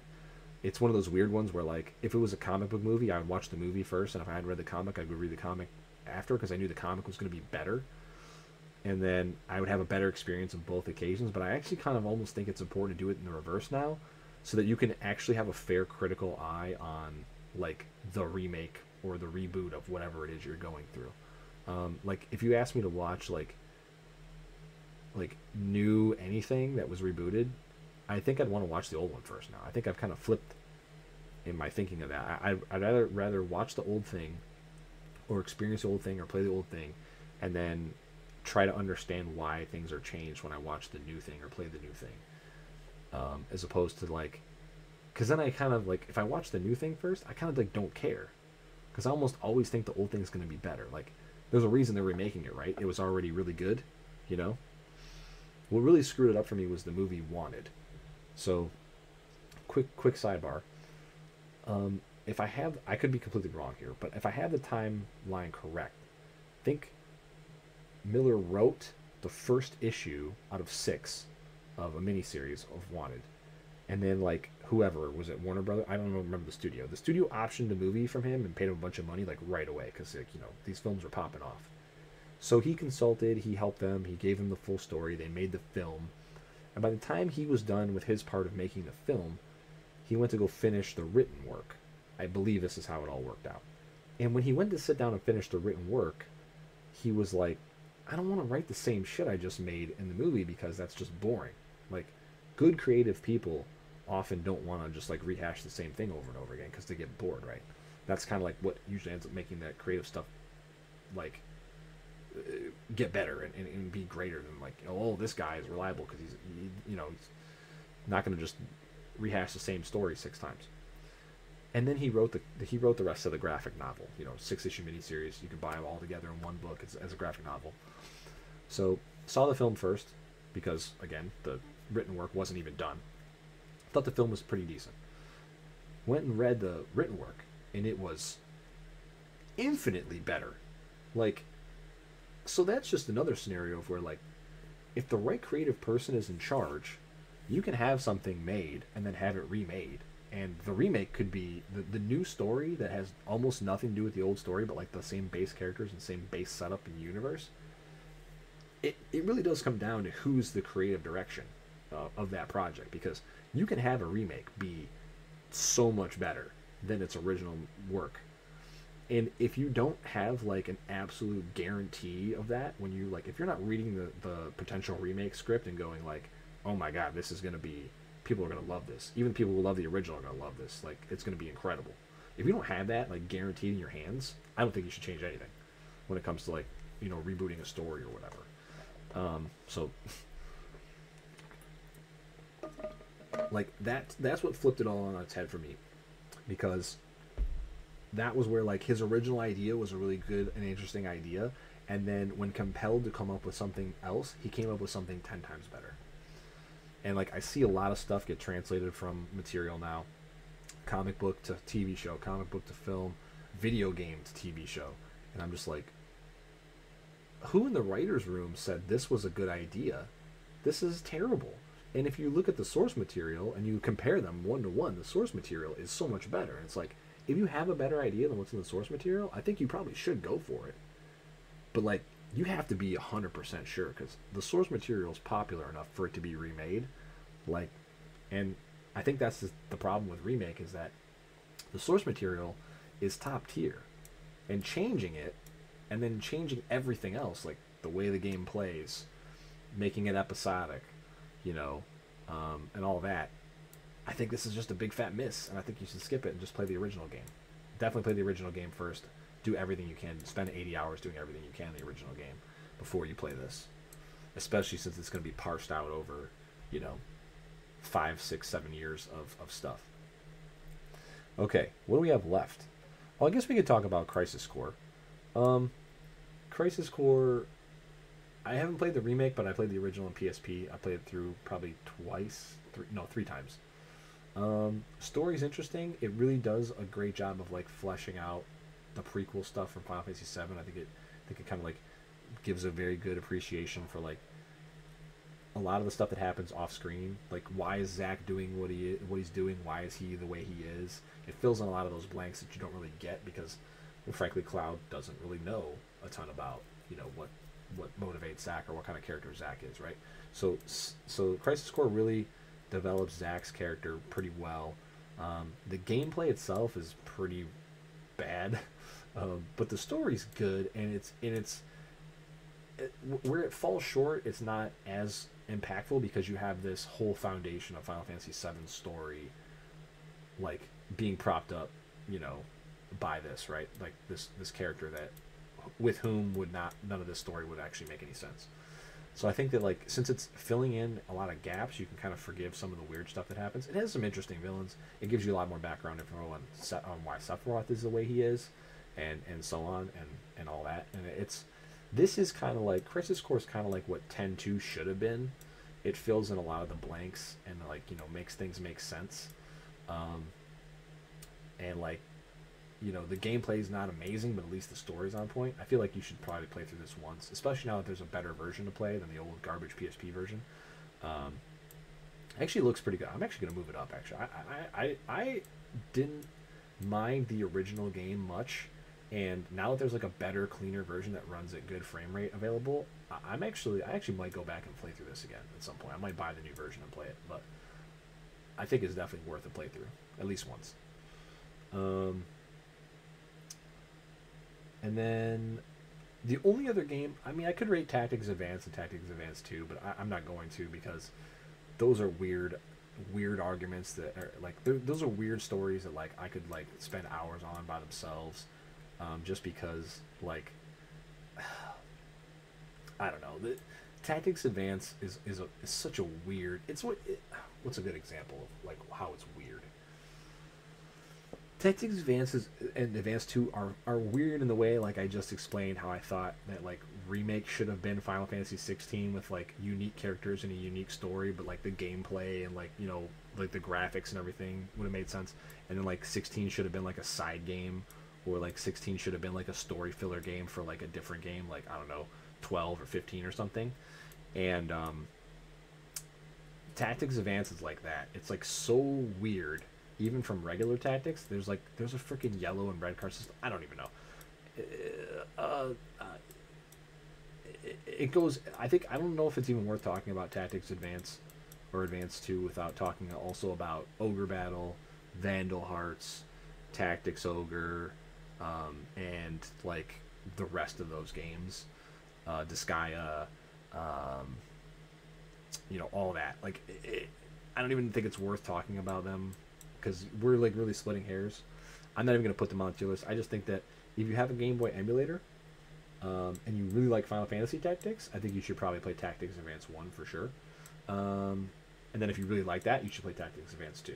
But if you just love Tactics, you don't absolutely like, you're not like hungering for more Tactics, I wouldn't bother with these two. I would just play Tactics some more. So now that we've got here, this is I think it's probably the second best game they've ever made. Maybe the third. I mean, I think you could go either way here. It's my favorite. It's Tactics. I think it has the best story for the time it was written. I think if Final Fantasy VI's story was written a couple years later, it would be like as good or better probably. And I feel like you should get some credit for being the first, like, on like the best story, like, you know, like relative to the time it was written. I think 6 was the best story relative to the time it was written, and I think Tactics coming a few years later, like if no, Tactics was originally PlayStation 1. The remake is PSP. So Tactics came out the year after Final Fantasy 7 came out, I believe. Is that correct?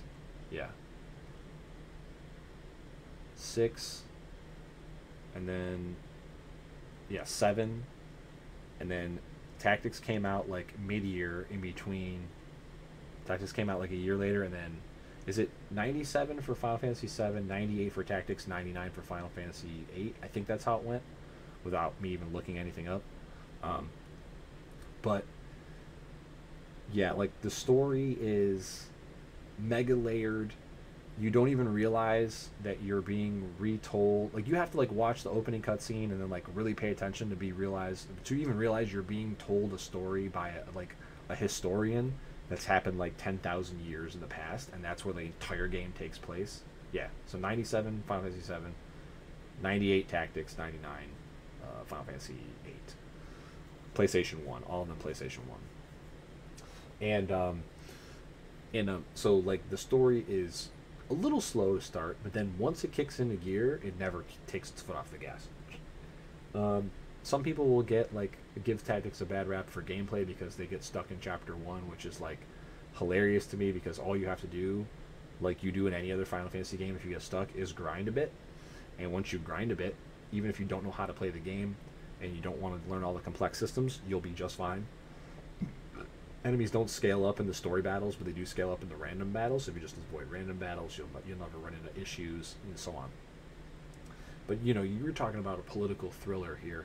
You know, you get you get 3 out of 4 chapters are you get new takes on like the old, power grabbing hungry story. You get inner inner inner country betrayals, grand conspiracy theories, layered on 2 grand conspiracy theories layered on top of each other.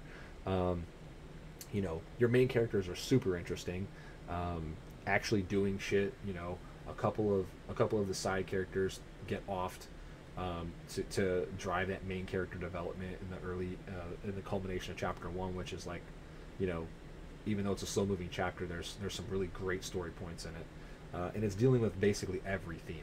Like it's dealing with politics, it's dealing with war, famine, religion, power and succession, all sorts of shit. Like it has everything. And then on top of that, it's a completely different battle system. So we're looking at everything new. Job system comes back. Probably the second best version of the job system that's been done. Maybe the best. It kind of depends on what you prefer. I think Final Fantasy V's job system is better because it's way simpler to understand. There's not a whole lot of useless shit like floating around. Where like tactics, there's a lot of useless stuff in the base game, not the remake. The remake, some of the stuff was rebalanced. The only thing really to knock against tactics is that I think in an effort to rush it out, the translation wasn't very good. So if you play the original PlayStation 1 version, you do get the game does run well. There are some sketchy areas with frame rate, just because there's a lot of shit going on.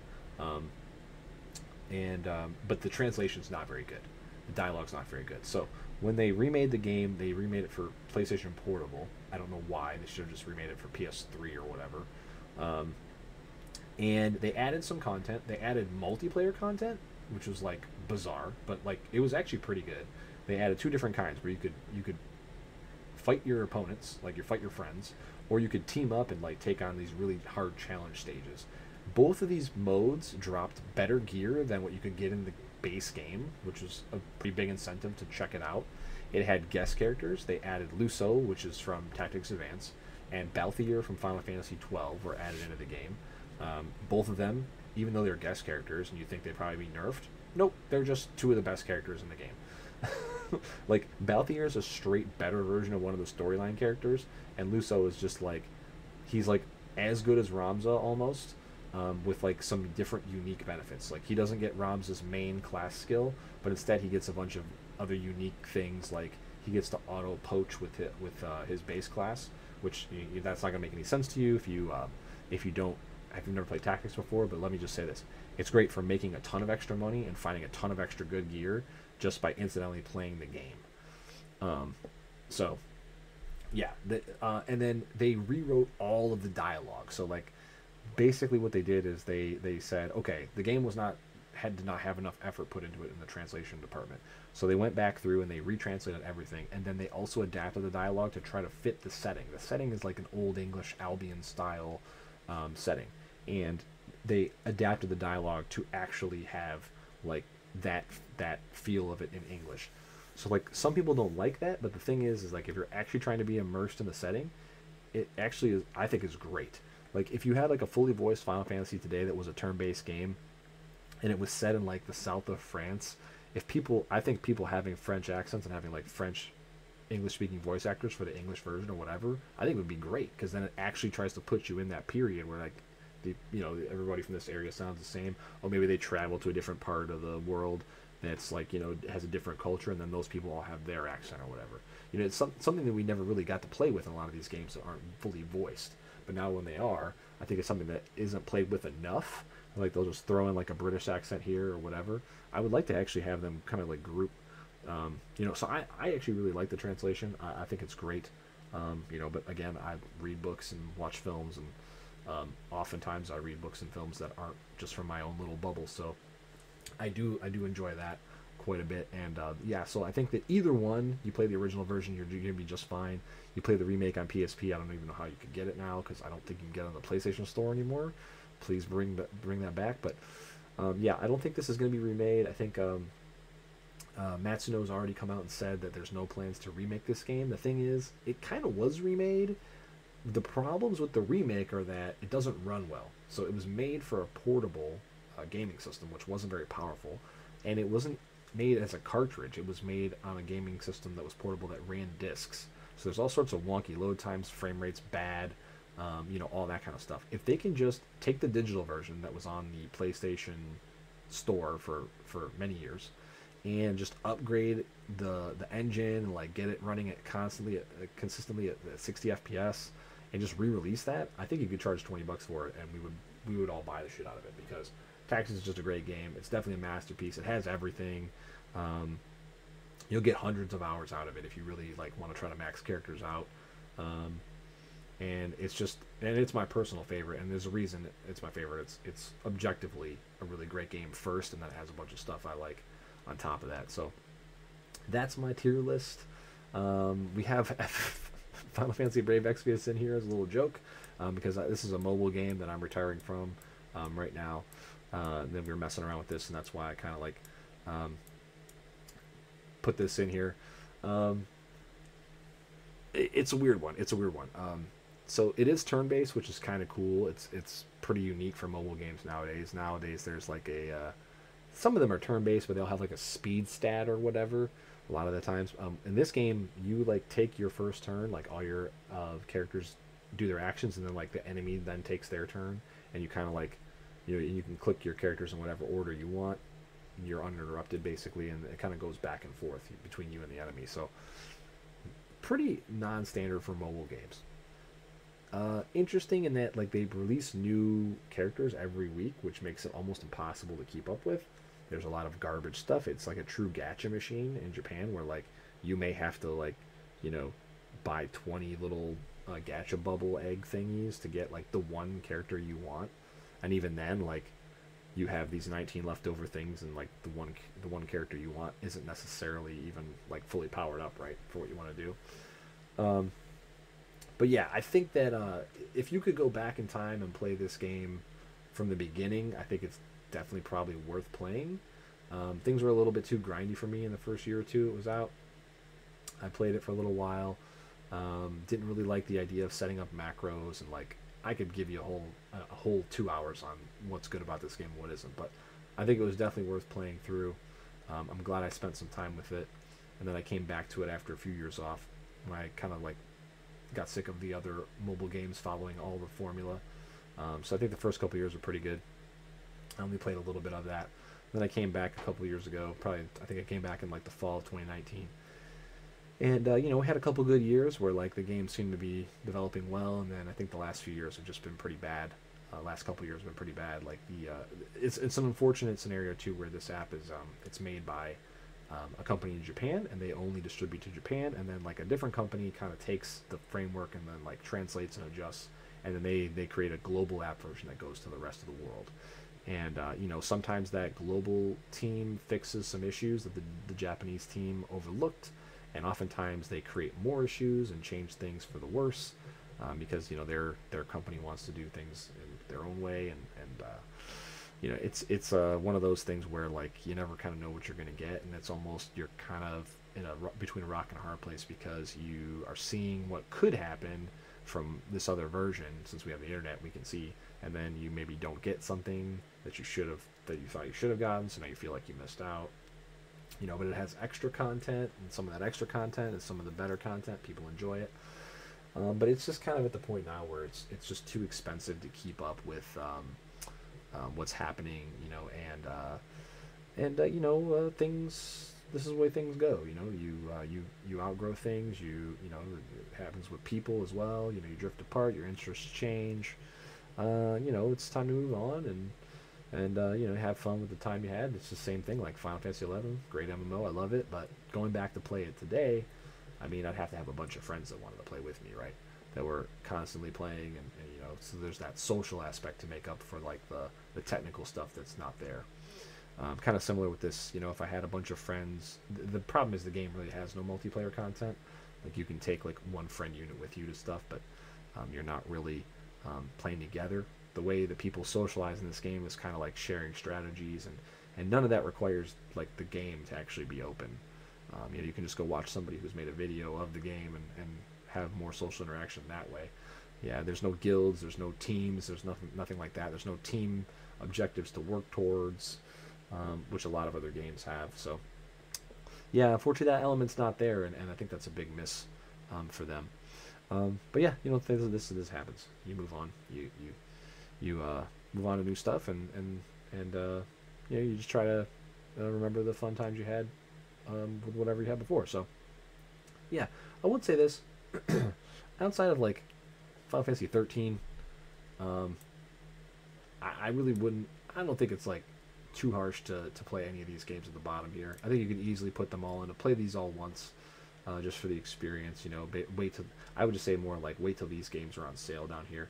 I think 13 is totally skippable. That's like the only one that really I think is because and also it's 3 games. If you could play 13 in one game that was like 60 hours long, I'd say probably just to see what was happening. But you're gonna have to do that 3 times, and I think that's just horrendous. Final Fantasy 14 base game, you literally can't play. They paved over it with Final Fantasy 14's new base game, so this is so bad that like it literally is unexisted. And if you play 7 and you think that you want more 7, playing 7 remake I think is fine. If you played 15 and you want to play a little bit more of that, but maybe like a little bit, like less open worldy, that's like empty and shit. 16, I think wait for it to go on sale, check it out. If you liked Final Fantasy 7 or Final Fantasy 8 and you don't mind playing like a training wheels version of a game that's much slower and has less interesting story, checking out 9 once is fine. And if you enjoy Final Fantasy 10, and you really want to play more of it without playing another playthrough of 10, I think 10-2 is okay. Just lower your expectations. You're not going to get a whole lot of story resolution. You're not going to get a whole lot of the characters you liked if they're not Yuna and Riku. You're just that's just not there. And then everything else, I think is worth playing through once. That's actually way more positive than most series. So a lot of these negatives that we talked about too, I wouldn't like really harp on them too much. I try to be as objective as I can, but I think that there's probably a lot of arguments or like discussions or debates I could have with people about moving this up here, this up here, this down here, maybe even down here because of 11. It's really hard to play solo now. Like the solo set pieces are amazing, but now if you go into the game, it's hard to experience a lot of that the best content, like the raids and stuff. It's hard to do because not as many people are playing it and so on. So like you can move things around and end up with some of the stuff. I think that like these top 2 categories, a lot of this is interchangeable, except I think 6 and Tactics are beyond reproach. And then in this double mid tier here, I think you can make arguments up and down for a lot of these games and stuff like that, and you wouldn't really have too much pushback from me. And I think that's good. I think the series overall has done pretty well. I don't really love the direction it's gone in the last 10 to 12 years, but I think that having Final Fantasy 14 as like an anchor always means that it's worth paying attention to the next release to see what's going on, because you never know, that next release could be something that like really hits home and like that I really enjoy. As like a fan of a lot of these older ones. And even the games that aren't for me in this series, like I said, a lot of them, they're not bad. They're just not for me, or they're not great. And that's better than the alternative where you just get sold a completely broken game that doesn't work, and the story is derivative and terrible. So there it is. That's the tier list. I'm going to bed. I think this one's a little bit better than the last one I tried to record. It's more measured. I didn't really bother trying to rate a lot of these games. I've only played through once years ago that don't really add anything much to the discussion. Combining up the Final Fantasy 4s and the 13s and all that together makes it a little bit easier to understand. And we'll post this up, and if you want to check out any of this live, you can come catch me on Twitch. Link will be in the description below. And let's see, what are we doing? Final Fantasy Brave Exvius, we got some pulls in the next few days. I got some tickets left, and I'm going to try to do some of the content that I have sitting around before I like officially retire from the game and am not actively doing any content. So you can check out some of that. Also, I play through other stuff. I play MMOs, Final Fantasy 14. I play a whole different RPGs, Warriors games, Mass Effect, Dark Tide, like that kind of stuff. If you hit the link in the Twitch channel, I usually try to keep a list in the channel boxes below of like what I'm playing at the time. I think that ARPGs are going to get a slight uptick. Path of Exile 2 is coming probably in a year or two. And then there's a couple of them launching in February as well. Last Epoch is going to finally go out of beta, so there's all sorts of stuff that's going on. I usually stream on Sundays and Mondays, North American Eastern Time, and check me out over there. All right, and yeah, if you disagree with me and hate my guts, just put it in the comments, and I can thumbs it up. So I'll talk to you guys sometime in the future. Bloodstain. Check out the Bloodstain Ritual of the Night Discord. It's in some of my previous videos. That's actually something I'm hoping that we can get more involved with the next year in 2024. I hope there's going to be another tournament. I hope it's going to be soon, so we can get some more commentating, playing, all that. Big fan of randomizers. Play a lot of retro randomizers. Play a lot of that randomizer live as well. So check out all that stuff. Oh, this one. This is bad in Britain. This is peace. And